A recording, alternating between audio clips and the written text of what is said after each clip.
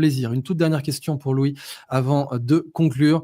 C'est vrai, il y a cette question qui est sur toutes les lèvres, le MEDEF qui dit qu'il veut conditionner l'employabilité au statut vaccinal pour la grippe, alors que le vaccin pour la grippe est vraiment ridicule, que la grippe est un des virus qui mute le plus, que quand on se vaccine, c'est contre un variant qui est déjà dépassé, exactement comme si vous achetiez le code Wi-Fi de quelqu'un alors qu'il l'avait changé. C'est la même chose. On vous a rappelé, d'ailleurs, j'ai fait une vidéo sur ma chaîne, que produire des anticorps contre un virus, c'est mathématiquement équivalent à casser un code Wi-Fi, sauf que ce n'est pas un code à 10 chiffres, hein, c'est plutôt un code à 1000 chiffres.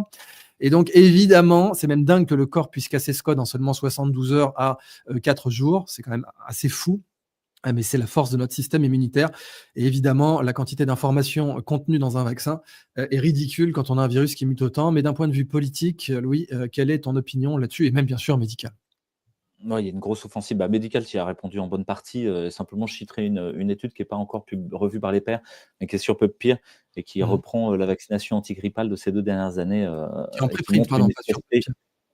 Pardon? Elle est en préprint, elle n'est pas sur PubPeer. Ouais, en préprint, ouais, exactement. Et elle montre que sur ces 2 dernières années, la vaccination antigrippale chez les soignants avait une efficacité de moins 23%, quelque chose comme ça, moins 20. Donc on Négative. est dans une efficacité négative. C'est-à-dire les gens font plus la grippe s'ils ont été vaccinés que non vaccinés. Enfin, on est à un niveau de mensonge qui est juste absolument hallucinant, et de parler d'obligation vaccinale, on pourrait dire, quelle que soit l'efficacité, en fait, ça n'a pas lieu d'être. Votre corps, votre choix. Ça a été suffisamment répété dans les années 70-80. Maintenant, il est temps de s'en emparer. Il est temps de resanctuariser l'inviolabilité de votre corps. Vous ne pouvez pas substituer de manière unilatérale un contrat sanitaire à un contrat de travail. Et encore une fois, pourquoi les syndicats ne bougent pas, etc. Il est temps de se réinvestir dans les syndicats. Vous, soignants, vous êtes les premiers. Mais il y a une grosse offensive. Là, Mathias Vargon passe sur tous les plateaux de télé pour dire qu'il faut vacciner. Alors qu'il a eu tort surtout. Voilà, vous allez voir les mêmes télé-toubib habituels, tout proches du pouvoir, tout contre le pouvoir. Ils font semblant d'être contre, mais ils sont tout contre, vous savez.